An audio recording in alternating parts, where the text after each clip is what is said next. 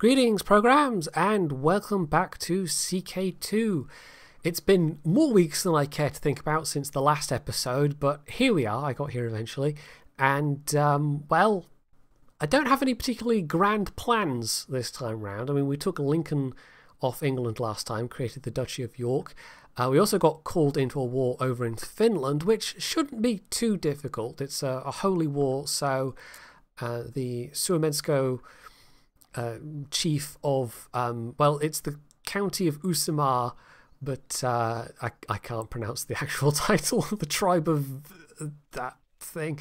Yeah, he may well call in some of his religious, same religion neighbours, because Scotland too, of course, having declared the Holy War, being Catholic, well, that gives you basically a free hand to try and call in same religion allies.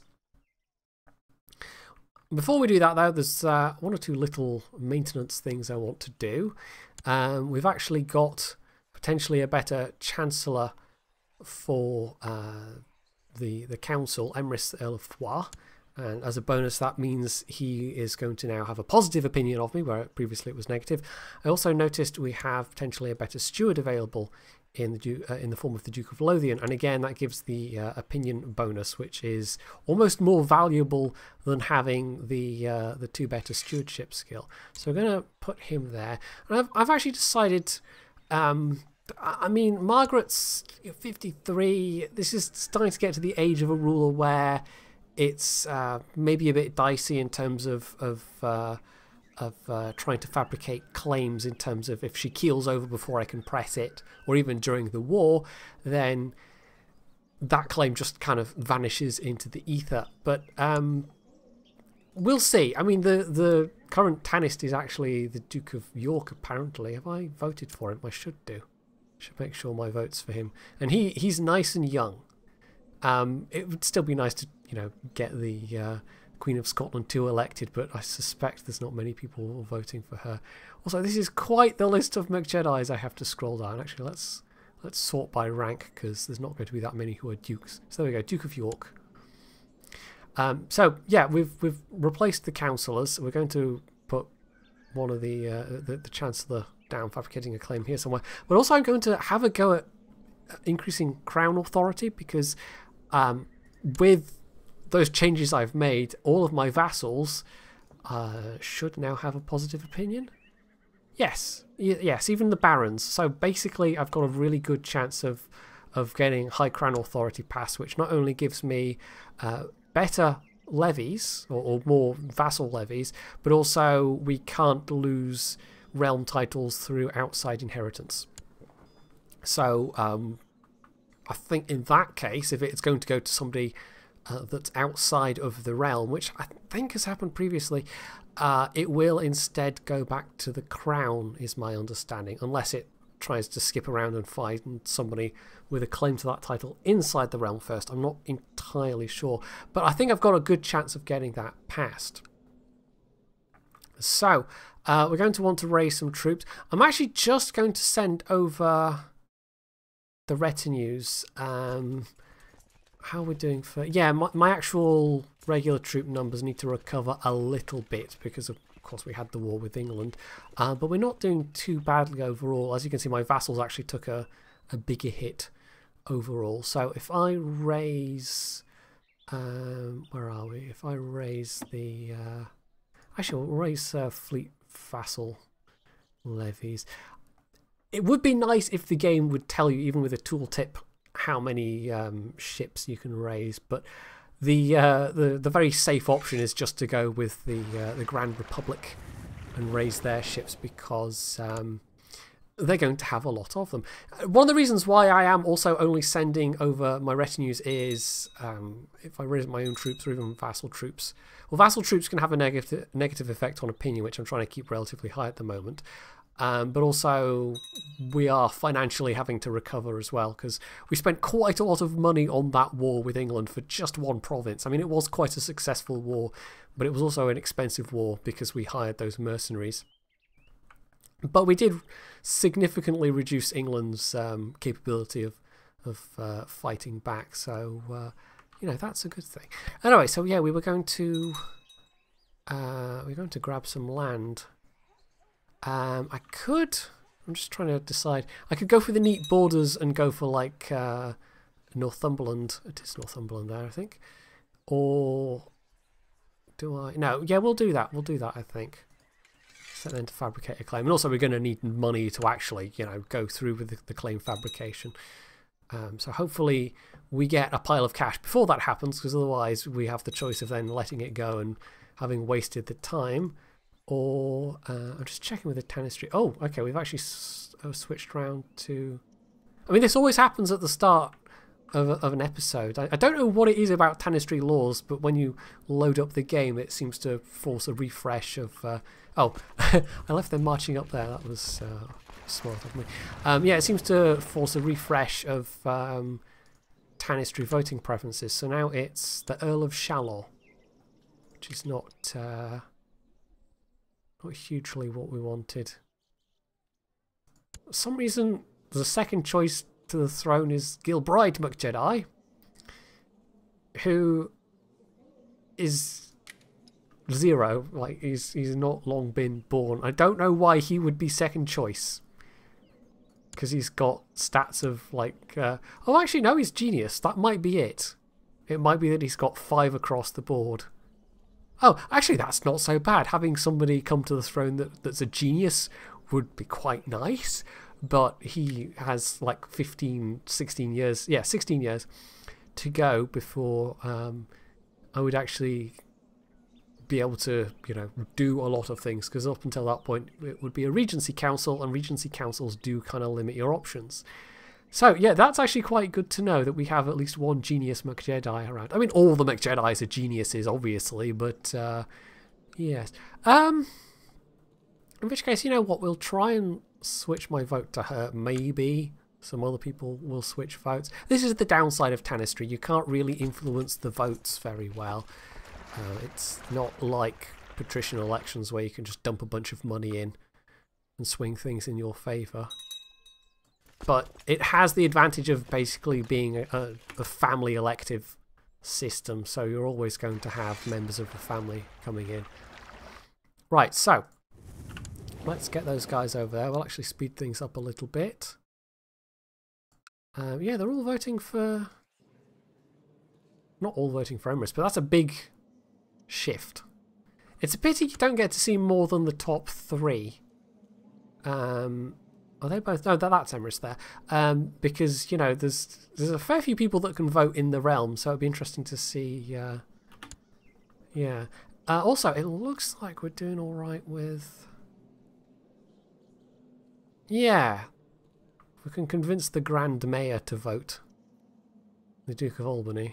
The rest are all rather small sort of voting blocks. Not even voting blocks. They all have only 2 votes. I don't know how it works exactly. It must be based on prestige and, you know, the amount of land you control and whatever. Number of titles you have. I bet it's a compound thing, how many votes somebody gets in a tanistry. Anyway, a message. An important part of ruling a realm is learning how to delegate. This is something you've finally realised, and your stewardship has improved as a direct consequence. So that gives me +1 stewardship, which means I can potentially get 1 more event firing, but there's a potential that it's an event that gives me +2 rather than +1. So even though I can only get 1 more stewardship improvement event out of having that ambition, potentially I could still go up to 9 rather than 8. So, oh, she's called in a whole bunch of people. He hasn't been able to call in. High Chief Collie. He hasn't been able to call in anybody quite yet, but I would think with this many allies attacking this tiny little single province, I don't imagine this will be an especially long war. Oh, hello. This might upset things. We've unexpectedly lost Astrid of Moray, who was only 28. And we had a regular marriage going there. Oh, he's the Earl of Dijon, that's why he's kept that title. So we now have a McJedi in Moray, which might improve. Yeah, +60. We're going to have the kinship ties, I would think. Same dynasty +5. Oh, it's not a huge bump, but you know, all of the bumps help. And we've actually got quite a nice long reign bonus going at this point as well, plus 19. So that's one of the advantages of having an older character that's been in place for a while. It tends to promote stability.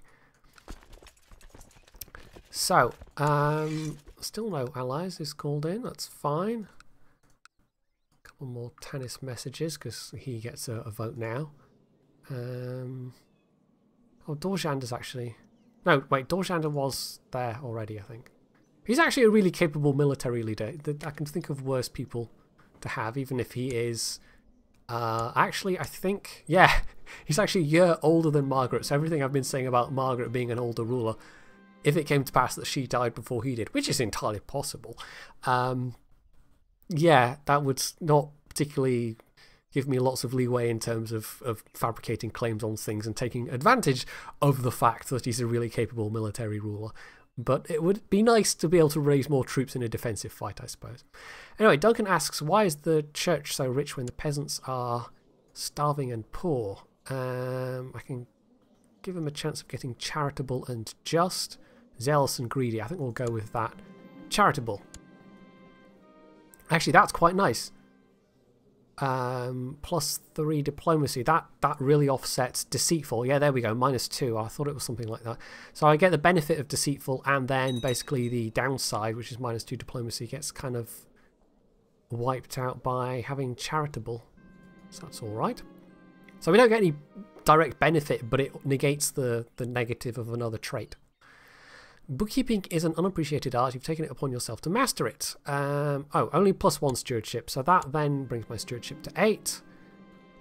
Those were actually both fired quite close together. So never mind. No +9, but +8 stewardship is a very decent stat. And overall, she's actually got very good base stats now. Like, none of these are like spectacular in their own right. +12 diplomacy, for instance, is pretty good. But you'd be kind of like 15+ diplomacy would be a really good diplomacy character. But just across the board, and a part of it is, you know, benefits from stats and lifestyle traits. But this is still really solid. Not one of these is now below 8. And that's the other advantage of having a longer-lived ruler, is that you get time to have the ambitions to improve those base stats. And if you've got long enough, then you can fire off all the events and actually get that improvement. Anyway, Duncan again. He's got a tender and loving soul, trusting in everyone in the castle. You feel he'll get hurt someday. I can actually give him another... That seems like an odd one. Oh, well, okay, actually not that odd. +5 piety, but we don't need +5 piety. We'll just go with him getting kindness and actually getting more. Yeah, there we go. Another diplomacy bump out of it. He actually might, you know, if we can find a good marriage prospect for him. I mean, his martial stats is not great, but his stewardship's not bad, actually. We'll see. Oh, and there we go. High Crown Authority has been passed. And presuming she doesn't now immediately pop her clogs, that should be fine. That should carry over quite nicely to whoever the next ruler is. We should be able to get that bedded in. Now that is what's happened to Emrys. He was +15 before. He's obviously had some stat fire off that. Why is that dropped down? Unless he had some bonus that was boosting him up to +15. +10's not fantastic. I could slightly annoy him by firing him from the council. I think we'll do it because we actually need every advantage in terms of, like, if we're going to fabricate a claim, the higher the diplomacy score, the better. So yeah, we'll stick that back there. That's fine. Ithne McJedi was supposed to work on her embroidery, but she clearly fancied another kind of pin. Haven't we had this already? That's how she got a scar. We've had this event already. Yeah, this is... I remember this. This is... I said she was like a cross between Tyrion Lannister and Arya Stark. Because this does seem to be a rather Game of Thrones inspired event. 75%... I mean, she could get wounded again, but she could also get brave. Last time she just got wounded. Brave gives martial +2. Just gives stewardship and learning. I mean, if she wants to, go on then. There we go. She got brave this time. So she got a scar out of the last one, which is actually not bad. A bit of extra prestige every month, and then now she actually has a pretty decent martial score, so that's all right. So what's that? Siege equipment in Cumberland. We haven't actually checked. Our technology in a while. Doesn't look like we've. Yeah, we could bump up religious customs. We could bump up shipbuilding, but I'm content to let those tick away on their own. So that's fine. Also, it does look like, yeah, he's called in Poyanmar and the Duke of Estonia. But I should say that we probably... Oh yeah, we have enough troops. That's over 10,000 troops easily. That might even be like approaching 15 plus K. I don't know. But yeah, no, they're definitely not going to beat that. We can actually speed that up a bit. This might not be a hugely long episode. I mean, if we get lucky with having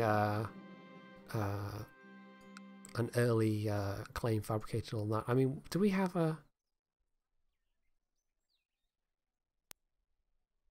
I don't think we actually have... No, we don't. We're not in truce with England, so we could just have another war if we wanted to. My prisoner, Lally Itkonen, I think, is complaining. Put him under house arrest. We might even be able to ransom him, actually. Get a bit of extra bonus cash. 46 gold. This must be the son.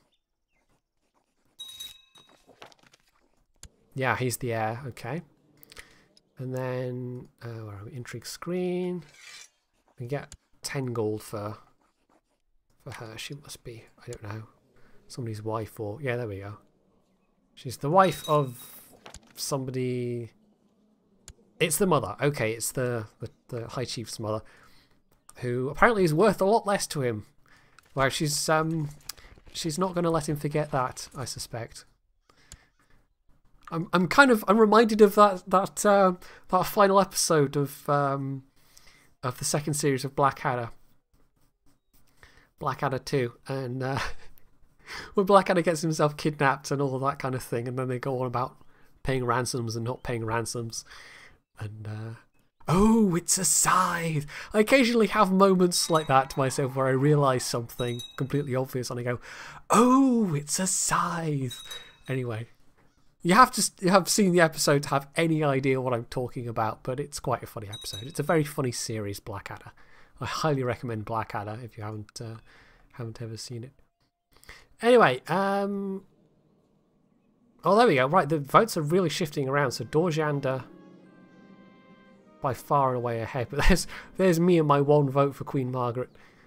If we can get more people to vote for Margaret, but I think because she's outside the realm, I think they will preferentially vote for people inside the realm. Okay, there we go. That was the War 1. That's now part of Scotland 2, directly held by Euthura, who fairly highly regards me at this point.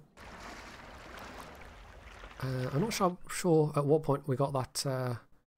broke a truce modifier. I just noticed it was -25 for breaking a truce, but even so we were really quite high up the scale there, as it were. He wants a realm of his own to... Just hold your horses, Metad. You're getting married to the Queen of Bohemia. You are definitely going to have, you know, some ruling to do fairly soon. Well, if she lets you. Yeah, well, just tell him he's not ready. It's fine. So he's not going to be my Chancellor for too much longer, I guess. I should have checked that before I picked him. So we're going to have yet another Chancellor. Oh, there we go. Duncan has become a charismatic negotiator, which is not half bad. Pretty terrible martial score. So let's sort a marriage for him. These are twins, which is why it's come up at the same time. So, pair of duchesses. Duchess of Brandenburg. And this is a regular marriage as well that we could get here, so yeah, Countess of Caithness. Is Caithness? No, Caithness is under Moray, isn't it? So that's, we won't. Yeah, I think if we could just spread the McJedis, why not? And that would also yeah, I think that would give us an alliance, maybe. Let's just go with that. And then her stats are really good. Diplomacy 16. She's a grey eminence. Well, I say, like, this is more typical, where you get one or two stats which are really good and then a couple of terrible stats to even it out. So her stewardship is pretty damn awful, to be honest. But anyway, let's see if we can't marry. Yeah, let's marry her a bit closer to home, so we can get the Duke of Deheubarth. These are all McJedis. Earl of Foix. Chancellor of... Okay, he's a McJedi, but he's not... Wait, how do we... oh yeah, there we go. Arranged marriage. Oh, actually, directly within my court, there's only one eligible person, so... let's just go with... Oh, this isn't in the realm, but we'll go with Duke of Deheubarth. And yeah, it's McJedi's marrying McJedi's, but I think they're distantly related enough that it doesn't matter. The game actually has like a string of like, you can get big enough families that you can basically avoid the downsides of people with the same surname marrying each other. And, you know, getting people with the same surname to marry each other, that's basically the whole point of playing CK2, right? It's that and all of the... well, these days it's secret societies and murder and, you know, the incest has almost kind of gone into the background a bit, but it's still there. It's still there. Anyway, so yes, yeah, he's agreed to that, and that's all fine. So, I mean, we're bringing the retinues home. Everything's pretty stable for the time being, so we'll probably do a little bit of a fast forward here, because there's not much else going on at the moment. Everything's all very nice and calm and stable, I think. There's a bit of a civil war going on down in Aquitaine. Doesn't really concern me too much. I don't know, we'll just have a, you know, before we do skip ahead, we'll just have a poke around the rest of Europe. And oh, Aquitaine, have they lost some... Weren't they bigger?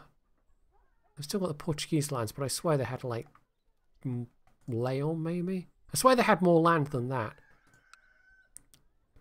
Yeah, they did. So this is... Yeah, Seville and... Not Leon, but I guess it must have been Seville. So they've joined this revolt. Spain, like... Well... the Iberian Peninsula, I suppose, properly. That's a real patchwork at the moment. It's a complete mess. We've even still got some Muslim courts hanging on down there in the south. Which, I mean, you know, we've been playing this for not quite 300 years, but we're getting there. It was, what, 250-ish years? And unless you're actually playing down in the Iberian Peninsula yourself, it's not that easy to hang on as the Muslim courts. Well, I mean, if you're for a human player, I mean, it depends on the difficulty level, and it depends on how good you are, and lots of dice throws in terms of making alliances and whatever. But I have seen, you know, people doing very, very well, pushing up into France and trying to, you know, jihad across Europe kind of thing. You know, that's entirely possible, but the AI rarely does that. That's usually more the human player doing that. I'm just trying to think if there's anything drastically different looking than last time. I don't think so. I mean, there's undoubtedly been some changes that have happened since the last time I checked out the map of Europe, but yeah, in terms of what's going on here at home, there doesn't seem to be anything too drastic. So yeah, we'll skip ahead a bit here, and hopefully something interesting will happen. So nothing in particular has happened. We're a little over a year from where we were previously, but I did notice that well, it escaped my attention that the new Duke of York, Murik of York, actually has a claim on Leicester because it's de jure part of the Duchy of York. Oddly though, it's not showing as a de jure claim, it's showing as a strong claim, but it might actually specifically say it's a de jure claim on the no, it's not saying de jure claim, it's just saying claim Lancaster. Oh no, there we go. Not Lancaster, Leicester. Oh, we do have a claim on Lancaster. He's got a claim on... He's already got a claim on Lancaster. Huh, but he's also got a de jure claim on Leicester. Leicester's the one I was thinking of, but Lancaster is also there. Oh, apparently we are still in the... Of course we're still in the truce period. Of course we are. So, yeah, I was thinking, you know, we could just use the new Duke of York as an excuse to go to war again, but it would be a hell of a prestige cost. It would cost me over 900 prestige, so... on second thoughts, we won't do that. Yeah, and it would be quite nice timing as well, because Aquitaine is allied with England, but they're still dealing with this this civil war, and I don't know how much longer that's going to go on for. And there's really not a lot else for me to do at the moment except sit here and accumulate money, and that's not a bad thing, because it means I can upgrade my holdings, and it also means I could hire mercenaries, which I would probably need to take on both England and Aquitaine if Aquitaine had nothing else occupying it at that particular moment. And even, I mean, last time it was useful just to have the extra troops to speed the war up, because by the time Aquitaine came into the war and actively, you know, looked like they were going to take part, I'd pretty much won at that point anyway in terms of war score. So, yeah, I might actually call the episode there then, and... yeah, it's been a bit anticlimactic in a way, but otherwise I think I'd be sitting here a lot longer just drumming my fingers waiting for either this claim to get made. It'd be nice to have that as my own claim rather than trying to press it as Murik's claim, because York having the actual de jure area of York I'm fine with, but then having extra provinces on top of that, I don't want this to be an overly powerful duke. Overly powerful dukes can be troublesome. So I think we might just hang fire on that for now. And I also don't want to take that prestige hit. You also might have noticed this this little war down here. The king, or the petty king, I think is technically a... Or is he an actual king? No, he's a duke styled as a king. Yeah, he's having a Muslim revolt because he's got this weird spread out land. So yeah, it's actually odd that it's a Muslim revolt as well, because the province itself is Catholic, but he's had a Muslim uprising, a Shia uprising, so we've been called into that, and it was going to be a prestige hit if I didn't answer the call, but there's no way I can get troops over. It is actually pretty close to where are we? Where's Tatushi gone? It's on the Volga River. Yes, there we go. It's pretty close to Tatushi, but I can raise 476 troops. My marshal's actually gone down. It's another minor thing that happened. I lost the Roth trait. So my marshal's gone down, which means the number of troops I can raise has gone down. Although, overall, I think I can still muster a pretty decent number. It's gone to over 10k now with the High Crown Authority. So that's actually been pretty useful. So, you know, we're not in bad shape. We're definitely not in bad shape, but this has been a rather uneventful episode, all things considered, because we didn't even have certain plots that definitely aren't happening come to fruition yet. In fact, we might just see if you know, if hypothetically there were any plots, we might just see if anyone else was interested in joining them. But hypothetically speaking, nobody is, so never mind. That's a thing for another day. So yes, this was rather a short episode, all things considered, but hopefully you enjoyed it anyway. And if you did, you can hit that like button. You can leave any comments below. You can sub to the channel if you haven't already. And as always, stay tuned for more.